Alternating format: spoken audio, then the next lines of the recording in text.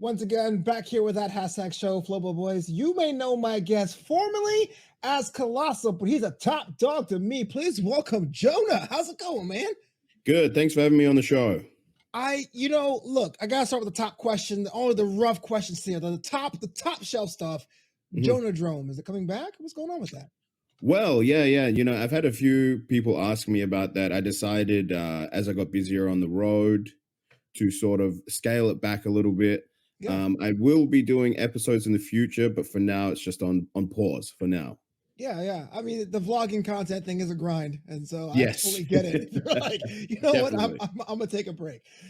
Look, I don't want to bury the lead here. You are your own forbidden door. You are Yes. traveling from promotion to promotion, Impact, but most like notably New Japan Pro Wrestling Strong. What's that been like going through these promotions, seeing different locker rooms, just seeing the world with your craft? Very cool.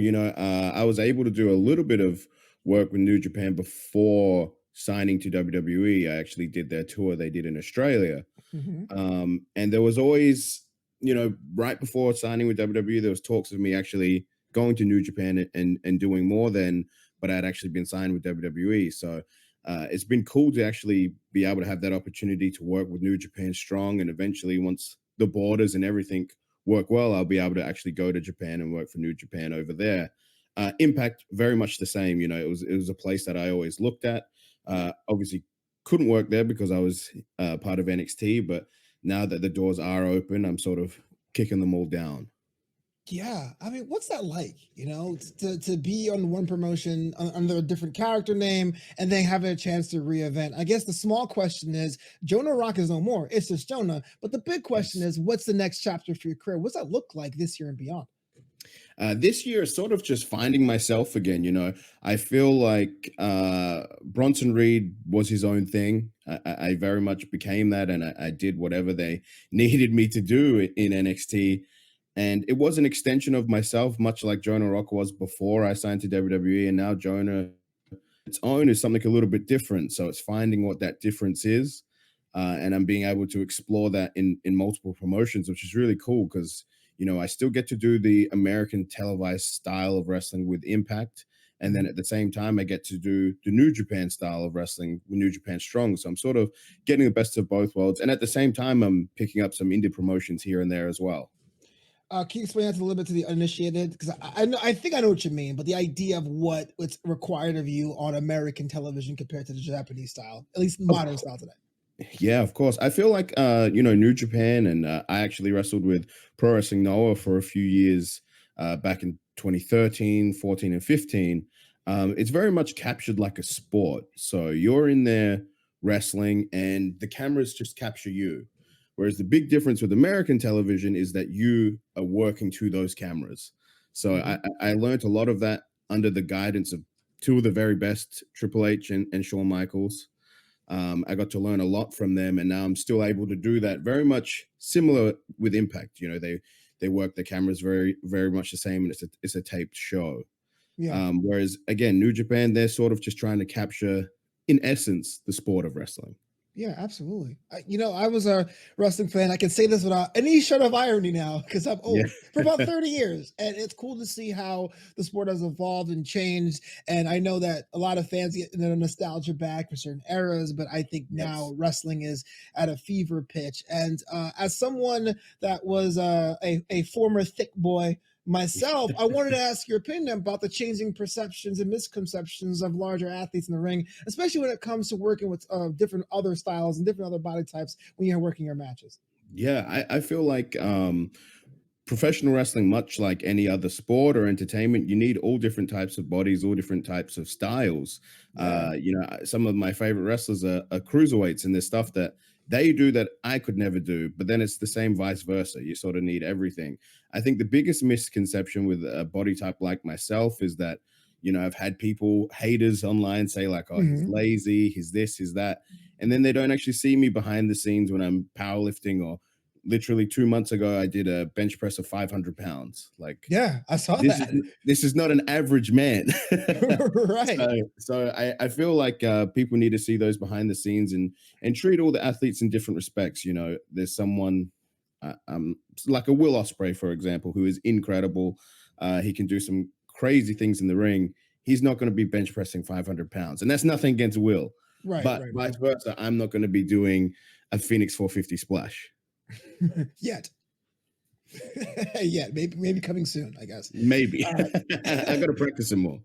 We're seeing a lot now with the taking back the independent nature of professional wrestling. A lot more talent are betting on themselves, to use a phrase, Yes. with different promotions and all that.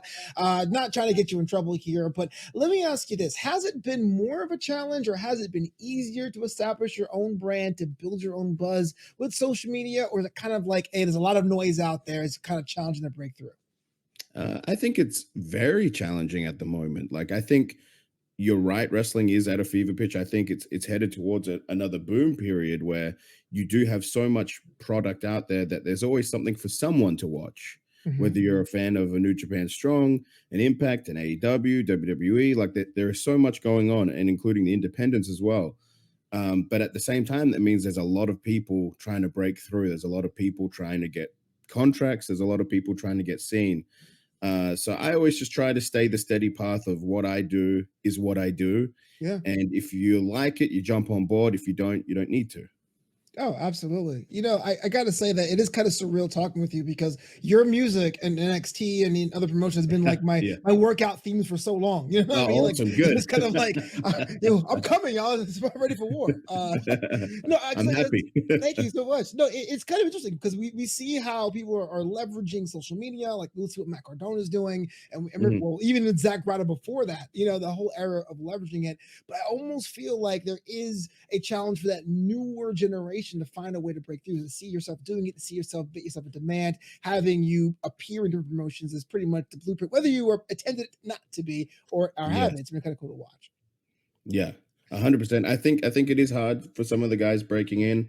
I was sort of at a lucky time, not a lucky time, but I'd been wrestling for over 10 years, and then as I was getting signed was when AEW's Inception was happening, NXT was really hot, so they were looking for a lot of the indie wrestlers. Mhm. I know, unfortunately, at the moment, WWE isn't really looking that route for independent wrestlers anymore. They're going more towards athletes, and AEW again is getting very full. So it is going to be harder for some of the new guys that haven't had that platform, sorry, before Mhm. to try and break through. I was lucky that even though I did get released, I built my name in NXT, and I'm lucky enough to then be able to go out into the wrestling world and find myself. Whereas, yeah, these other people have to gonna come up with different things to try and stand out. Yeah, you know what? I Even though I am asking you questions and we're on an interview, and I guess don't have to say this, but I really feel like people don't really give you the credit for the nuance of what the former Bronson Reed did, especially given the format on that show. I'm just a big fan. I bought the merch. Thank you. Bought the merch. I, Bought the I t-shirts. appreciate it. Yeah. I appreciate the fans and people that understood what I was doing. Oh, thank you. But let's talk New Japan Strong.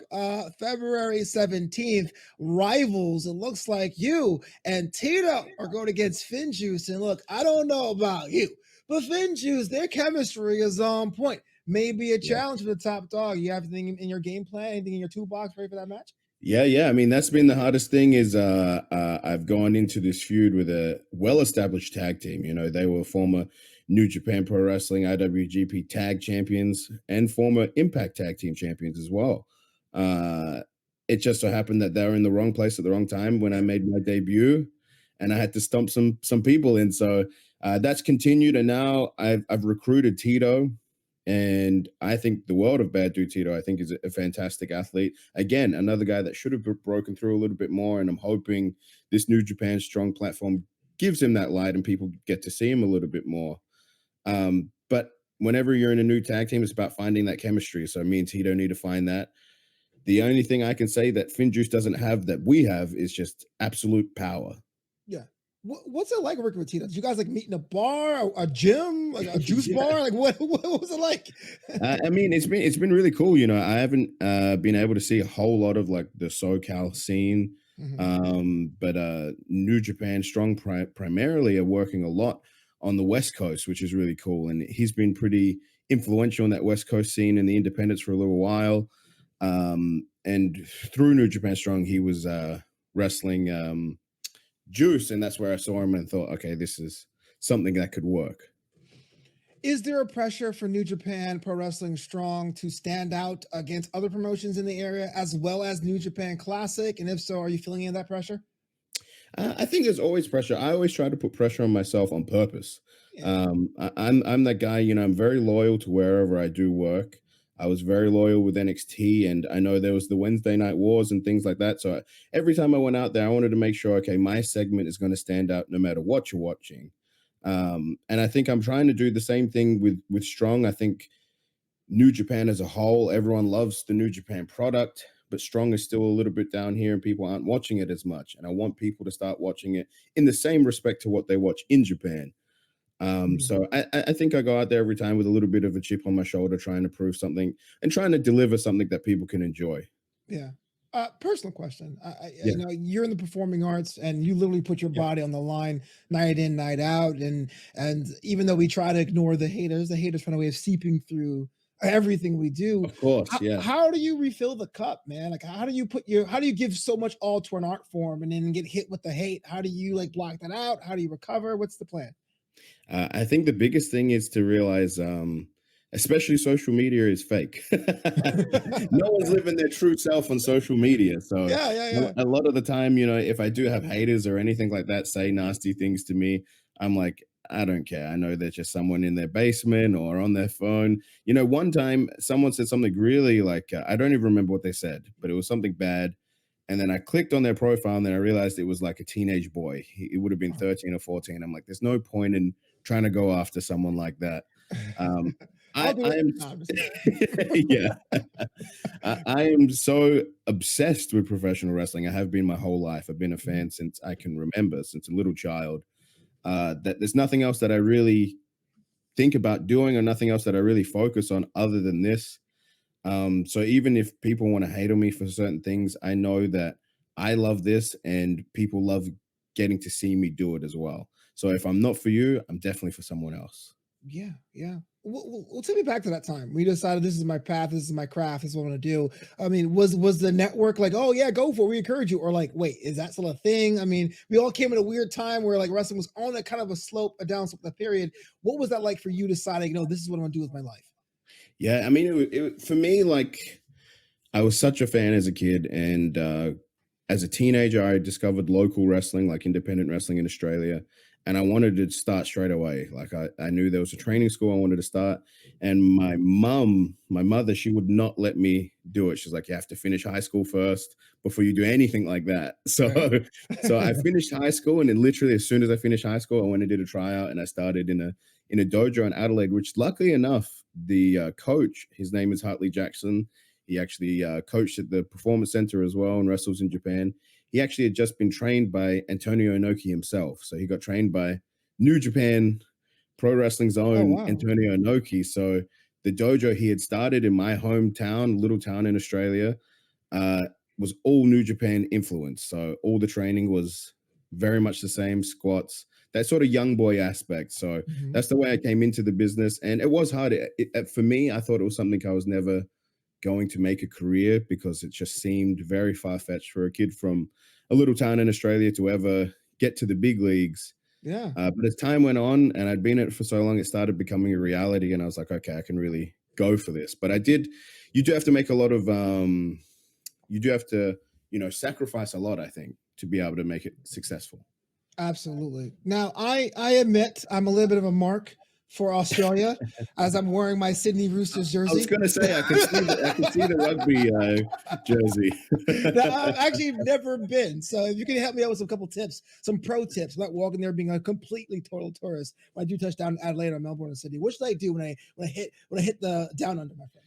I mean, for me, I'm always going to be biased because I'm from Adelaide. I think it's one of the greatest cities in the world. I know it was voted maybe one of the most livable cities in the world last year and the year before. Yeah. It's just very nice. The people are very nice. Everything's very chill, beautiful beaches. Everything's real close to each other. I know if you're going as a tourist, though, Sydney is definitely somewhere you want to go. It's Yeah. very Australian. It's very iconic. They have a lot of things that tourists want to see. Which is interesting because like saying I'm from Adelaide is okay, but saying like I'm from Black Forest, I was like, oh Yes. crap. I I don't made sure know. to I made sure to do that on purpose because I never thought anyone from Adelaide was going to be in WWE. Yeah. But then it happened to be that there was myself, Rhea Ripley, and Duke Hudson all there from Adelaide. We all know each Right. other. And I was like, well, I'm going to say the actual suburb, like the little place that I'm from in South Australia, rather than Adelaide to be different. And I Yeah. lived in Black Forest for maybe 10 years. So I was like, that's where I'm from. Is that still in the heart? Is that still the hometown? Like Yes. people? Yeah. Yeah. For Oh, sure. respect, man. So a little bit of a scandalous journalist reporting, not really. February 4th, 2022, you tweeted, you implied, no, you explicitly said it, that you were available for international booking. Where do you want to Yes. go and what's left on the bucket list for Jonah? 100%. I want to go back to Australia. You know, I'm in talks with some people there. That's something I want to do, return and one, obviously get to wrestle in front of my family and friends again, but also just those fans. A lot of those people supported me. A lot of people within the independent wrestling industry in Australia supported me as well. So I'd like to always give back when I can. So Australia is definitely on the top of the list. Japan is a close second, which I'm a shoo in once things get better with Mhm. borders and stuff like that. I'm sure I'll be there. And the UK is on my list again because I had a really great time wrestling in the UK with their fans and London. I love going to London. So hopefully I'll get to do all those things in the very near future. Is there a singular goal for you in your career now? Do you think of a particular championship or something like that, or is it kind of like, no, man, just go over, beat people up, get paid? Like, what's the philosophy? I always try to make like goal by goal, if that Mhm. makes sense. So when I was in NXT, it was to get on to the television product. Then it was to become North American champion, and then eventually it was supposed to be NXT champion. Unfortunately, those things didn't happen. Mhm. Now that I'm in the position that I'm in now, I'd love to become the open weight champion for New Japan. I know Okay, yeah. Evil has the championship at the moment. I feel like that title suits me a lot. The sort of matches that you see happen with Ishii and those guys, those hard hitting fights, like that's what I want to be involved in. But apart from that, you'd be crazy not to be like, I want to be the IWGP champion. So that's Right. definitely on my list. And same goes with Impact. I want to be the world champion as well. So hopefully those things become a reality. I'm pretty sure they will be a reality, but first things first, this week, New Japan Strong, it's going to be FinJuice are going to be led to slaughter. No, I'm just kidding. You take Tito and Maybe. JONAH. Yeah, they might be. Before we get out of here, any last words, any last information you want to share about that match, that event, more how people can connect with you? Yeah. I think the tag match is going to be very good. If you got to see New Japan Strong on the weekend, was our first tag match with me and Tito versus FinJuice. Some classic tag team wrestling. This one's going to be no different, maybe even more. But also, New Japan Strong Rivals is going to have some surprises. There's obviously someone that's going to be wrestling Jay White that we don't know of, and I can guarantee you there'll be more surprises on top of that. So you do not want to miss it if you are in the LA area. Oh, and put up your merchable, brother. Why can I buy your merch? Why wouldn't I buy your stuff? Of course. Yeah, Yeah. you can buy my merchandise, Pro Wrestling Tees, / Jonah. I am going to have a big cartel available very soon. I don't have a link or anything for that yet, but in the next week or 2 weeks, you'll see that popping up as well. Thanks so much, brother. Appreciate you. No problem. Thank you.